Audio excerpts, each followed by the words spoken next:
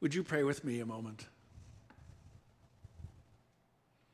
Open my lips that my mouth might show forth your praise.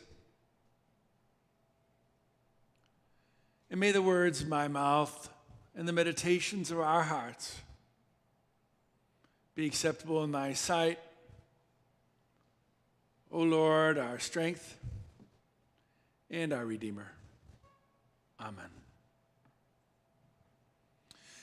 One of the things I love the most about being a pastor of a local church is the challenge of Sunday morning, of every week having to engage with stories from the Bible like this morning's story, engage with theological ideas like justified by faith or atonement, just engage with lots of familiar words that we really don't know what they mean, phrases that we use in church, prayers and songs, and why we worship the way we worship.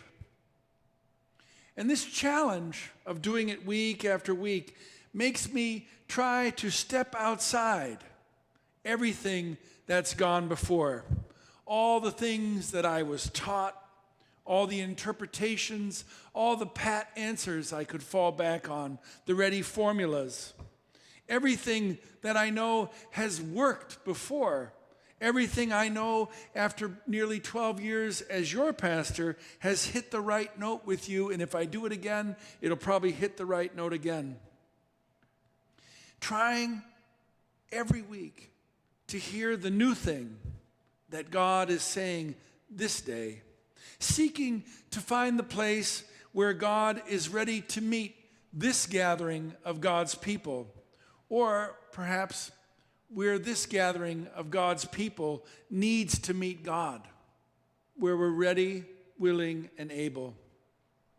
And nowhere does this new place, this new word, this new meeting happen more often on Sunday morning than in the children's message. Kayla and I sort of script what we're going to do, but we never know what's actually going to happen, who's going to come forward, and what mood they're going to be in. Do they want to play ball and play game and engage with us, or do they want to just sit there and stare, or do they want to behave badly? And then there's always the question of whether what I think something is about, some story is about, some idea is about, agrees with what they think that something, that story, that idea is about. And a case in point is Epiphany, the story we've just heard. It seems very easy.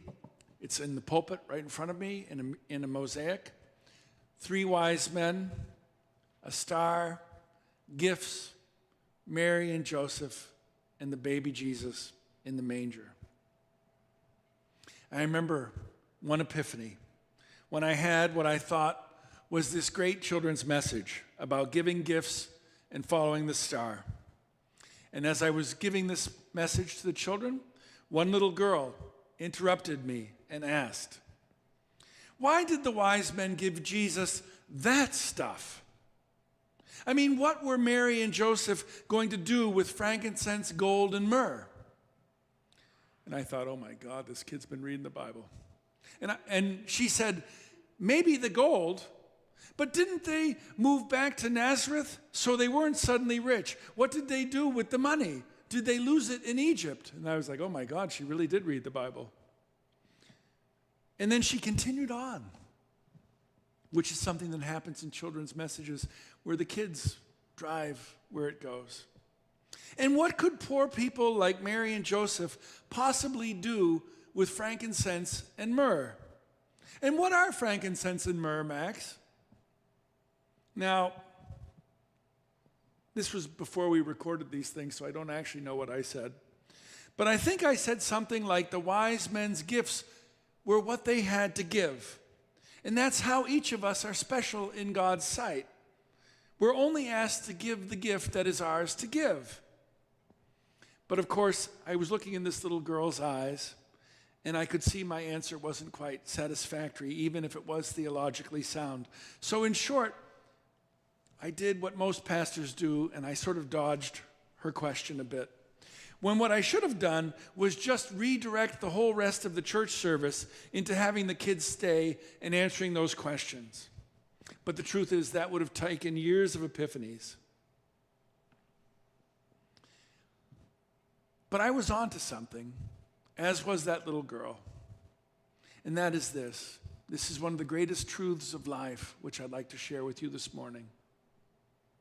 The giving of gifts is just about one of the most faithful things we do as human beings.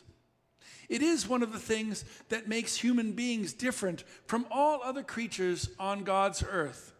We give gifts.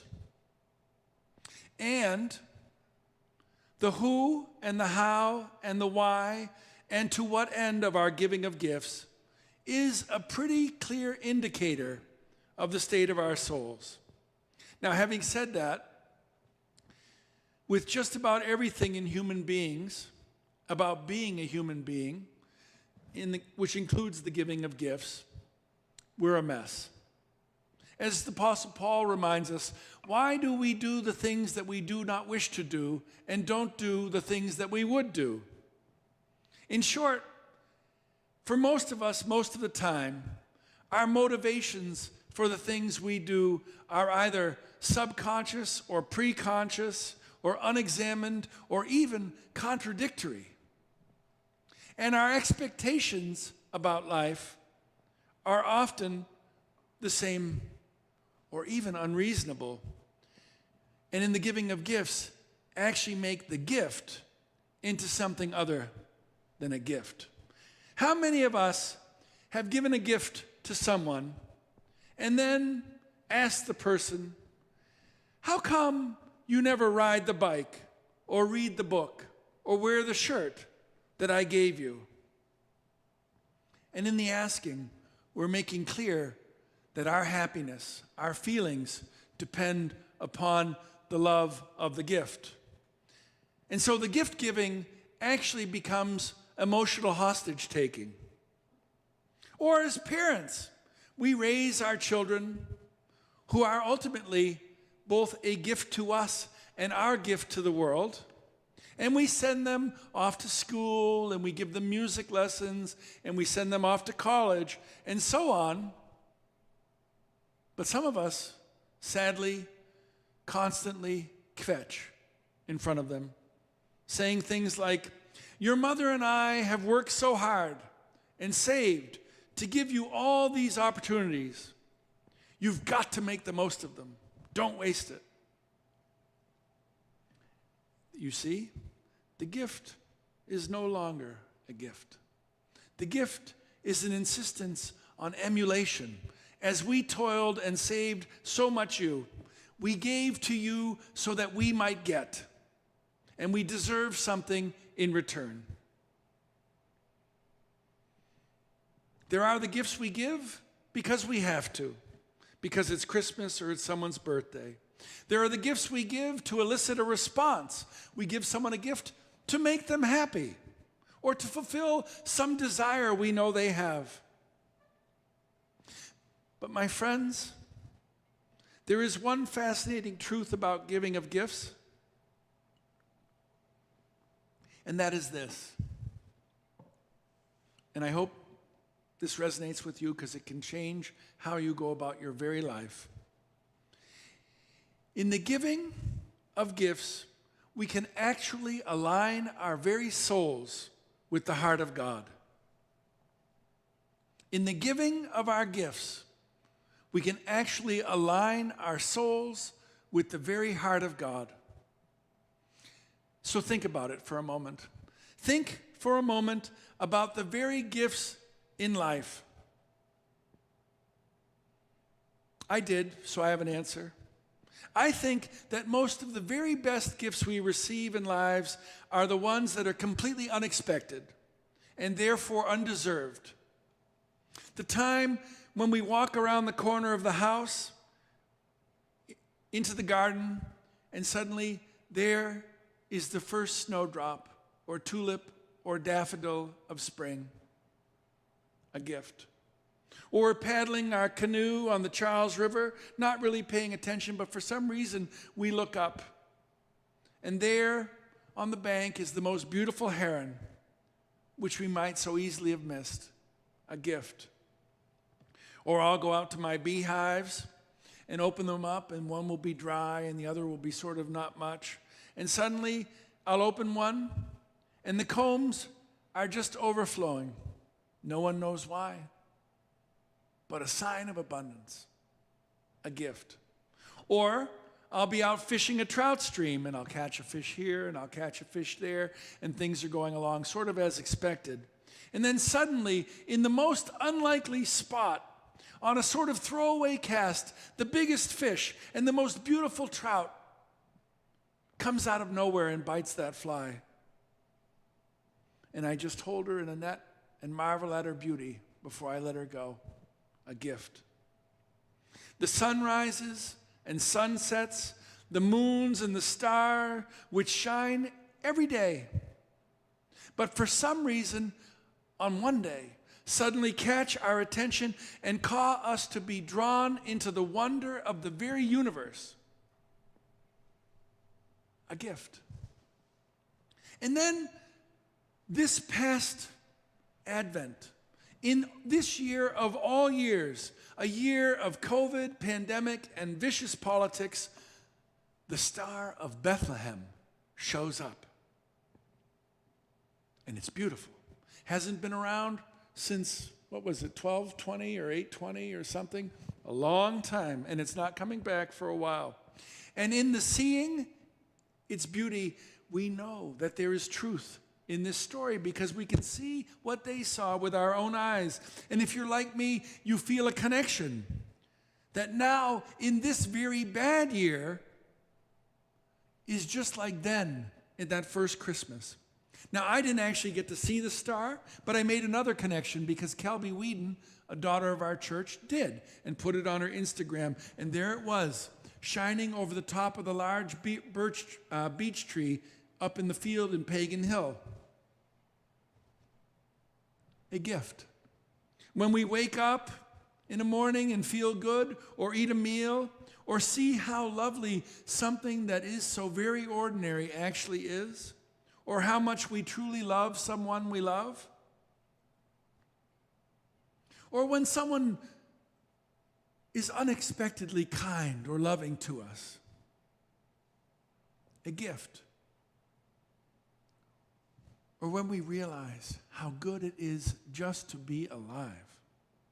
We are struck in the heart by truth that this is how life really is. Life is not about merit. Life is not about hard work. Life is not luck. Life is a gift.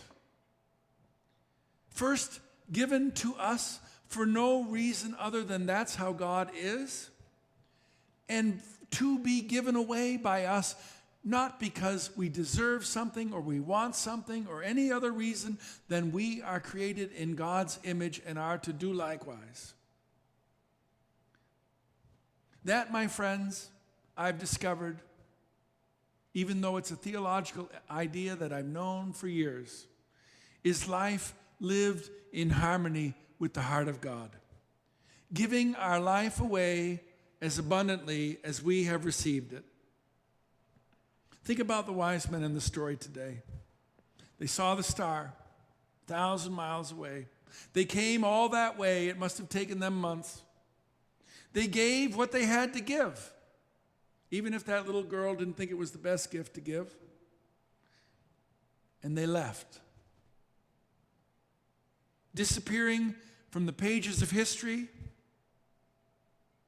but never from the life of Christ, because they are there forever at the beginning, showing us the way to be enmeshed in the life of Christ in our world by receiving the abundance and giving abundantly. Thanks be to God. Amen.